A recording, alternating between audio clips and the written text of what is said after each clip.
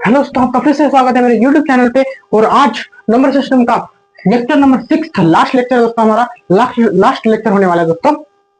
इस लेक्चर में सिर्फ 2 पॉइंट्स पड़ेगा, सिर्फ 2 टॉपिक से जल्दी जल्दी खत्म करते हैं इस लेक्चर को। चलो फिर स्टार्ट करते हैं हमारे लेक्चर नंबर 6 को, लास्ट लेक्चर को। देखो दोस्तों, इस लेक्चर का इस लेक्चर का पहला टॉपिक है हमारा रैशनलाइजेशन। रैशनलाइजेशन रैशनलाइजेशन दोस्तों, रैशनलाइजेशन मतलब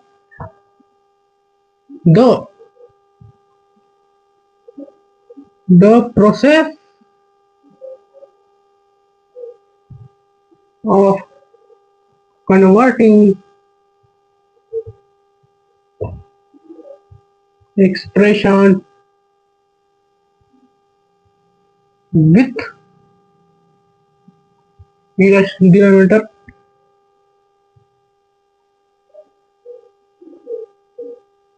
is irrational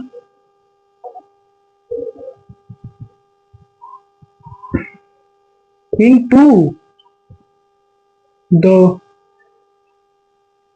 equivalent expression with with denominator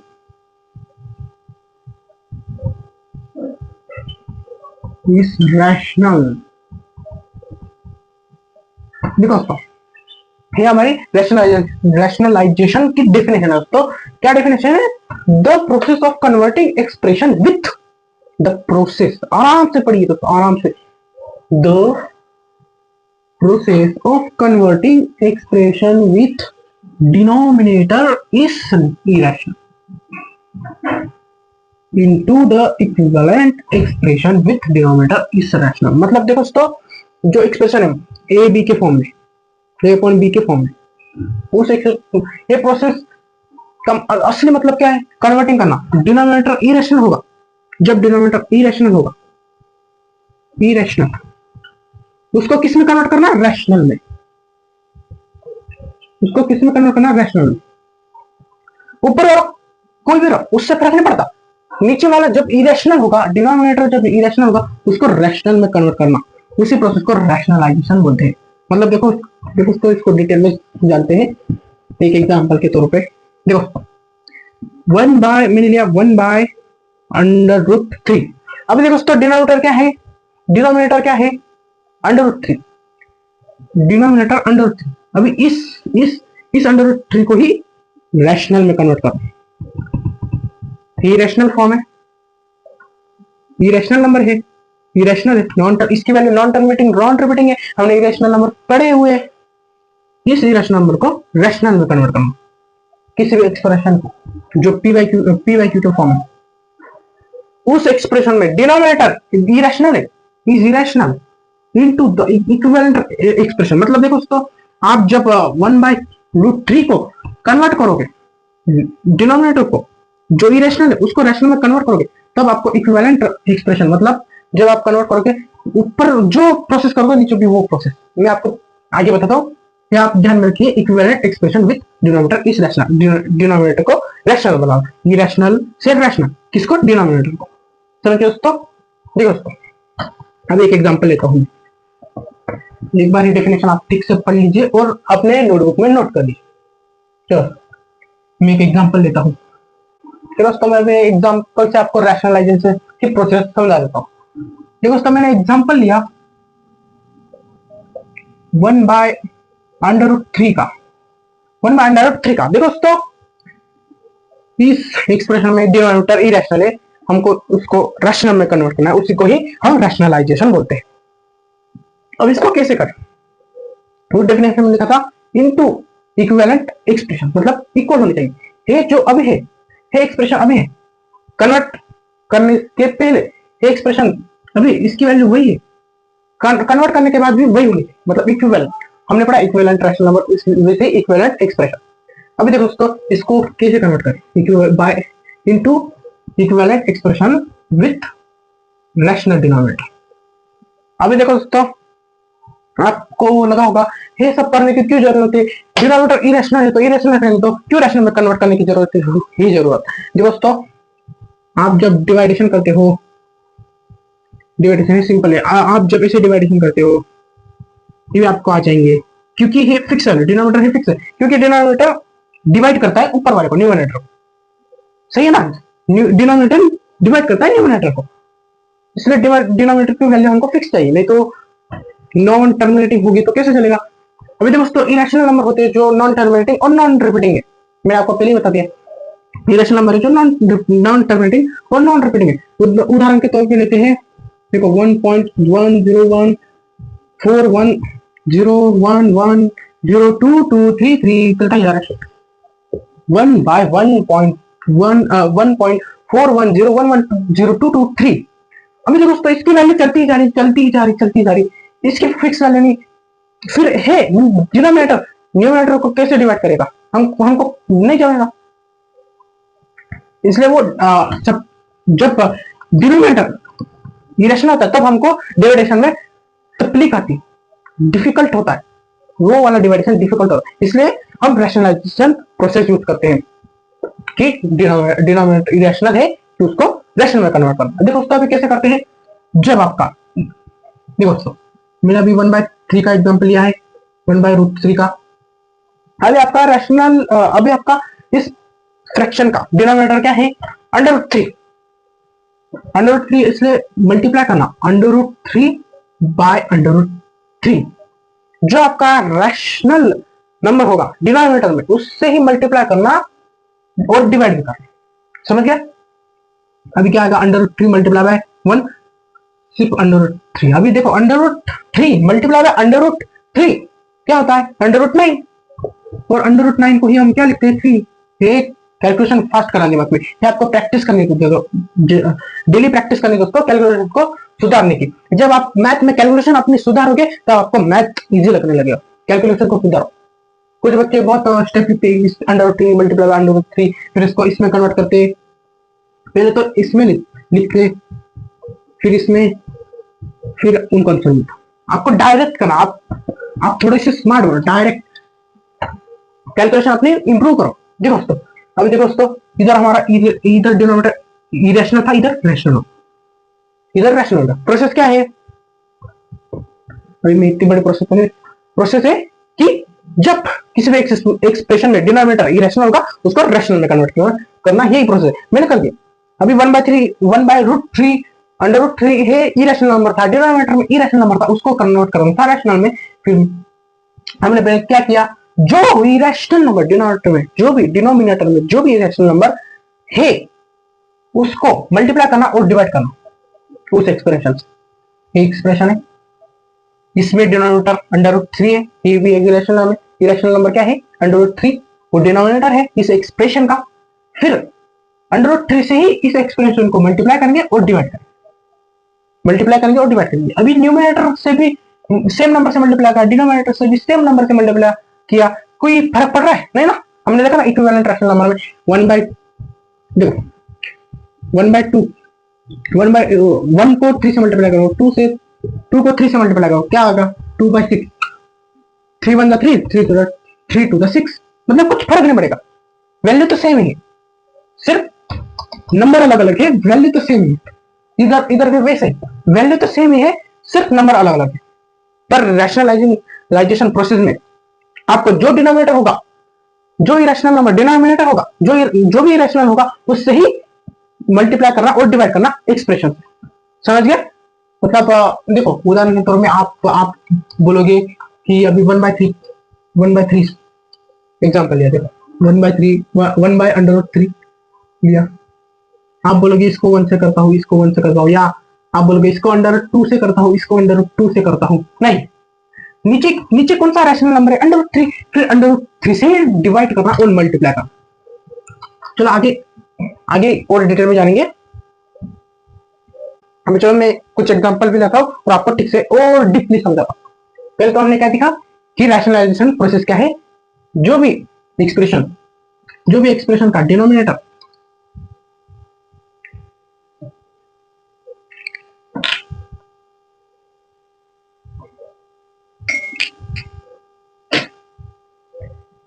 दोस्तों समझिए, पहले हमने क्या किया, जो भी एक्सप्रेशन का रैशनलाइजेशन, मतलब जो भी एक्सप्रेशन का डिनोमिनेटर इरेशनल होगा, इरेशनल होगा, उसको किस में कन्वर्ट करना है, रैशनल में। समझ गए, इसको ही हम रैशनलाइजेशन प्रोसेस बोलते हैं। आपको डेफिनेशन लर्न करनी दोस्तों है, एग्जाम में आएगी, आ सकती है, इधर नहीं, डेफिनेटली नहीं बोल रहा हूँ, आएगी, आ सकती है, फिर भी आपको आगे काम लगेगा। देखो दोस्तों, अभी मैं एक एग्जाम्पल लेता हूँ, 1/√5 का या 2/√5 का। अभी देखो दोस्तों, इसको रैशनलाइज करना है, रैशनलाइज मतलब डिनोमिनेटर इरेशनल है, उसको रैशनल में कन्वर्ट करना। पहले क्या करना, मैंने बताया था आपको, जो भी डिनोमिनेटर, जो डिनोमिनेटर है उसमें कौन सा इरेशनल नंबर है, √5, फिर उसी से ही उस एक्सप्रेशन को उसी से ही मल्टीप्लाई और डिवाइड करना। मतलब ये 2/√5 एक्सप्रेशन है, इसके डिनोमिनेटर में √5 है, इरेशनल नंबर है, इरेशनल नंबर है, इसलिए इस एक्सप्रेशन से √5 को ही डिवाइड करेंगे और मल्टीप्लाई करेंगे। समझ गए दोस्तों, आप √2 से करोगे तो नहीं चलेगा, √2 से करोगे तो देखो 2/√5 मल्टीप्लाई बाय √2/√2, इसका आंसर आएगा 2/2/10। फिर डिनोमिनेटर का वैसे ही रह गया, इसका क्या फायदा हुआ, कुछ नहीं। इसलिए जो नीचे जो भी रैशनल नंबर होगा उससे ही मल्टीप्लाई करना, डिवाइड करना उस एक्सप्रेशन को। समझ दोस्तों, ये बात आपको ध्यान रखना। अभी देखो दोस्तों, √5, इसलिए √5 से मल्टीप्लाई किया और डिवाइड किया इस एक्सप्रेशन को, फिर हमारा आंसर आ गया 2/5/5, मतलब हम लिख सकते हैं 2.5 मल्टीप्लाई बाय √5। हो गया, रैशनलाइज हो गया, डिनोमिनेटर 5 आ गया, रैशनल आ गया, यहाँ इरेशनल था, यहाँ इरेशनल था, हमने रैशनल कर दिया। समझ गए दोस्तों, रैशनलाइजेशन मतलब the process of convert the expression with denominator is irrational into equivalent expression with denominator is rational। आपको सिर्फ ध्यान में रखना है कि रैशनलाइजेशन एक ऐसी प्रोसेस है जो कौन से भी एक्सप्रेशन का डिनोमिनेटर इरेशनल होगा उसको रैशनल में कन्वर्ट करने। अभी उसके कुछ टर्म्स भी मैंने आपको बता, मतलब उसके कुछ और भी कुछ पॉइंट्स भी कि आप कैसे कर सकते हो उसको कन्वर्ट। पहला पॉइंट क्या है, मैं आपको बताया, जो जो समझो मैंने इस एक्स को इरेशनल नंबर मान लिया, इरेशनल नंबर, अभी डिनोमिनेटर में एक्स है, इसलिए इस एक्सप्रेशन को x से ही मल्टीप्लाई करना और x से ही डिवाइड करना। आप बोलोगे y से मल्टीप्लाई करते थे, y से नहीं चलेगा, मतलब दूसरा नंबर नहीं चलेगा, जो इरेशनल नंबर डिनोमिनेटर में है उसे से मल्टीप्लाई करना या मल्टीप्लाई करना और डिवाइड करना उस एक्सप्रेशन का, एक रैशनलाइजेशन का रूल है।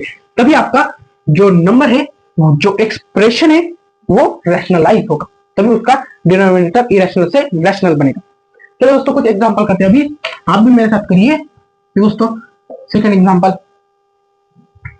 1/4√2।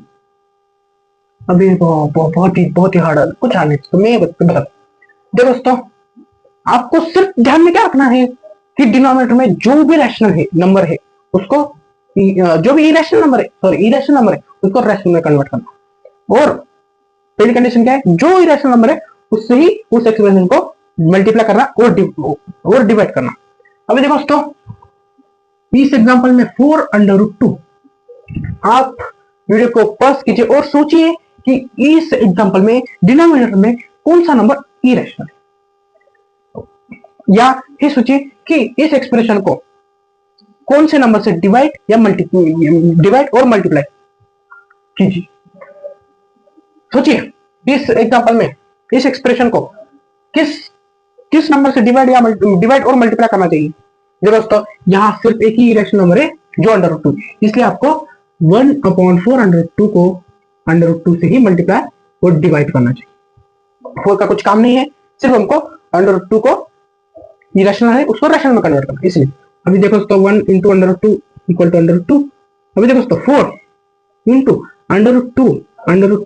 × क्या हो जाएगा, √2 मल्टीप्लाई बाय √2 2 हो जाएगा, और 4 वैसे का वैसा, फिर 4 × 2 8 और ऊपर √2, मतलब √2 अपॉन 8 हो गया, रैशनल बन गया,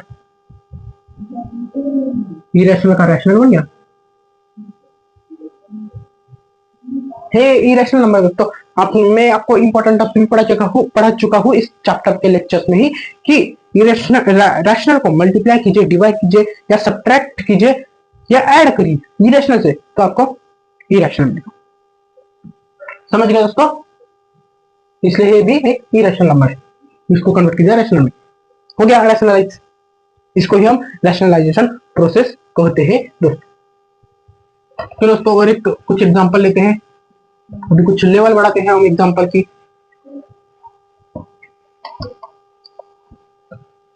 चलो दोस्तों अभी डायरेक्ट 3 एग्जांपल लेता हूँ, हमारा थर्ड वाला एग्जांपल, फोर्थ वाला, फिफ्थ वाला। दोस्तों 1/5/3, 3/2/5/7, 1/√2। देखो दोस्तों 1/5/3, अभी इसमें रैशनल इरेशनल कौन है डिनोमिनेटर में? सिर्फ √3, इसलिए सिर्फ इस एक्सप्रेशन को √3 से ही मल्टीप्लाई करेंगे और डिवाइड करेंगे। देखो फिर 1/5/√3 मल्टीप्लाई बाय √3 डिवाइडेड बाय √3। अभी 1 मल्टीप्लाई बाय √3, 5 मल्टीप्लाई बाय √3, 5 √3 मतलब 5 इस मल्टीप्लाई बाय √3 मल्टीप्लाई बाय ये वाला √3। अभी देखो दोस्तों इनको क्या हो जाएगा फिर √3 इस मल्टीप्लाई बाय √3 इक्वल टू 3 और 3 मल्टीप्लाई बाय 5 इक्वल टू 15, मतलब हमारा आंसर आ गया √3/15। रैशनल में कन्वर्ट कर दिया हमने, रैशनल में कन्वर्ट कर दिया, इरेशनल को रैशनल में कन्वर्ट कर दिया। समझ गए दोस्तों? इसे आपको करना है। और ये वाला आपको डिफिकल्ट लग रहा होगा, इससे भी ज्यादा डिफिकल्ट क्वेश्चन लेकर आऊंगा इस चैप्टर में। देखो दोस्तों 3√2/5/7, नीचे इरेशनल है, इसको रैशनलाइज करना है कैसे? आपको ऊपर जो भी नंबर आए उसके बारे में कुछ सोचना नहीं, नीचे कौन सा इरेशनल है उससे ही डिवाइड कीजिए और मल्टीप्लाई कीजिए इस एक्सप्रेशन को। फिर 3√2 इस मल्टीप्लाई बाय √7, 5√7 इस मल्टीप्लाई बाय √7, मतलब 3√2/5√7 इस मल्टीप्लाई बाय 7/700। अभी देखो दोस्तों क्या होगा, 3√2 इस multiply by √7, 3 multiply by √2 into √7 upon 5 इस मल्टीप्लाई बाय √7 इंटू √7। अभी इसका क्या आ गया दोस्तों, देखो √2 इंटू √7 मतलब √14। आपको डायरेक्ट करना, कैलकुलेशन इंप्रूव करना, √2 मल्टीप्लाई बाय √7, √ में 7 मल्टीप्लाई बाय 2 और √ में 4, इसे आपको डायरेक्ट करना। चलो तो फिर और 3 फिर क्या आ जाएगा, 3/14 आ जाएगा और अपॉन में 7 मल्टीप्लाई √7 मल्टीप्लाई बाय √7 7 और 7 इंटू 5 35, मतलब हमारा आंसर आ गया 3/14/35। अभी इसका देखो, इसे तो इजी में जानबूझ के इजी दिया, 1/√2 इस multiply by irrational number denominator में कौन है √2, इसलिए मल्टीप्लाई करेंगे √2 से ही और डिवाइड भी करेंगे √2 से ही। इसका आंसर आएगा फिर √2 इस मल्टीप्लाई बाय 2, √2 इस डिवाइड इस अपॉन 2, क्योंकि √2 हो जाएगा और √2 और 1 √2 ही रहेगा। समझ गए दोस्तों? चलो दोस्तों देखो दोस्तों और एक क्वेश्चन, हमारा 6th क्वेश्चन है 2/√5 माइनस √2। देखो दोस्तों √5 माइनस √2 ये भी एक इरेशनल है, मैंने आपको बताया था इरेशनल को मल्टीप्लाई कीजिए, डिवाइड कीजिए, सब्ट्रैक्ट कीजिए या ऐड कीजिए इरेशनल से ही, या इरेशनल आता है या रैशनल आता है। अभी इरेशनल कब आता है दोस्तों, मैं आगे बताऊंगा, पर हे सोचो, हे अभी मैं बता रहा हूँ इरेशनल है, ये इरेशनल, क्योंकि आपको साफ साफ दिख रहा है √5 माइनस √2 इरेशनल ही आएगा। अभी इस इरेशनल को रैशनल में कन्वर्ट करना है, प्रोसेस ऑफ रैशनलाइजेशन। अभी इस नंबर को रैशनलाइज करना है। देखो दोस्तों कैसे करें, मैंने आपको पहले बता दिया कि जो भी इरेशनल नंबर डिनोमिनेटर में है उसे से मल्टीप्लाई करना, उसी से ही मल्टीप्लाई करना और उसी से ही डिवाइड करना उस एक्सप्रेशन को। मतलब देखो दोस्तों, आप बोल रहे हो या दो एक्सप्रेशन है, मैं अंडर 2 से ही मल्टीप्लाई करता हूँ या अंडर 5 से ही मल्टीप्लाई करता हूँ। आप ऐसा करोगे तो क्या होगा, सिर्फ 5 चेंज होगा। आप अंडर 5 से मल्टीप्लाई करोगे तो अंडर 2 वैसे का वैसा ही रह जाएगा, या अंडर 2 से मल्टीप्लाई करोगे अंडर 5 वैसे का वैसा ही रह जाएगा। इसलिए आपको पूरे टर्म को उठाना है और रख देना है, पूरे टर्म को उठाना है रख देना। देखो दोस्तों, आप जब ऐसा करते हो तब आपको कॉन्जुगेट लेना है जो डिनोमिनेटर है उसका। मतलब देखो दोस्तों, 2 अपॉन अंडर 5 माइनस अंडर 2 है पूरी टर्म है जो इरेशनल है, उसको हमको कन्वर्ट करना है रैशनल में। अभी इधर दो रैशनल नंबर है, जिस भी डिनोमिनेटर में दो रैशनल नंबर होंगे उसको आप कैसे कन्वर्ट कर पाएंगे। देखो दोस्तों, पहले तो आपको क्या लेना है, कॉन्जुगेट। अभी कॉन्जुगेट क्या होता है दोस्तों, देखो दोस्तों कॉन्जुगेट अभी अंडर 5 माइनस अंडर 2 का कॉन्जुगेट है दोस्तों। कॉन्जुगेट दोस्तों अंडर 5 प्लस अंडर 2, मतलब कॉन्जुगेट मतलब साइन चेंज करनी चाहिए। उन दो रैशनल नंबर के बीच में जो भी हो रहा होगा, ऐड हो रहा होगा या सब्ट्रैक्ट मल्टीप्लाई होगा तो अच्छा है, ऊपर काटाकाटी कर देंगे, डिवाइड हो रहा होगा फिर सिर्फ आपको उसका अपोजिट करना है।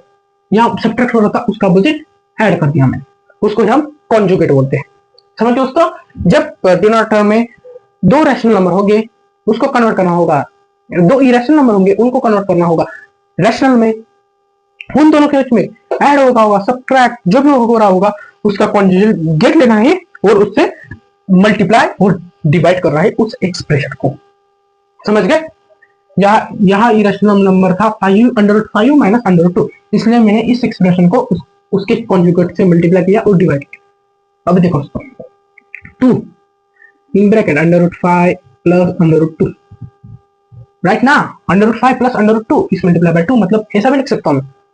अभी देखो दोस्तों, अंडर 5 माइनस अंडर 2 इस multiply by under 5 plus under 2, ओ वाह, बहुत ही बड़ा कैलकुलेशन होगा। तो दोस्तों आपको जो मैथमेटिक्स है हमारा वो आपको जीवन भर याद रहा है। उसके फॉर्मूले जो आप छठवीं में फॉर्मूला लर्न करते हो वो आपको 12th में भी कहीं ना कहीं काम आएगा दोस्तों।